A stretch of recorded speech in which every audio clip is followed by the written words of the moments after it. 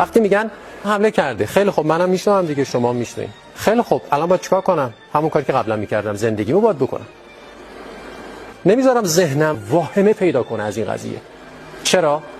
چون هر واقعیتی رو بهش واکنش نشون بدیم بهش، انرژی های ما در تطابق با اون واقعیت به ارتعاش در میان.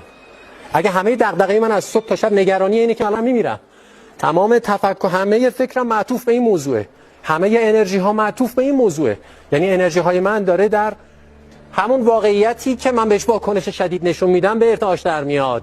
پس از نظر ذهنی من باید اینو عوضش کنم. یه همچین خبری رسیده، الان چیکار کنیم؟ هیچ، زندگی تو بکن. چرا انرژیام قفل میشه؟ از صبح تا شب بلند میشم حالم بده، وای وضع مملکت بده. خب زندگی مختل میشه، تمام انرژیام باید بیاد تو این حوزه. قرار نیست این اتفاق بیفته. انسان وقتی تو سیستم فایت اور فلایت، ترسیده از یه چیزی، انرژی خلاقش تعطیله. در چه وضعیتی قرار میگیره؟ سروایوال مود، وضعیت بقا. باید جون خودشو فقط نجات بده. همه انرژی‌ها تعطیله، افت کرده به پایین‌ترین سطح انرژی، بقا، ترسیده. اینو میشه بهش خط داد، میشه هدایتش کرد، میشه به اسارت کشید، میشه هر کاری باش کرد. این هیچ بخاری ازش بلند نمیشه، خیال راحت.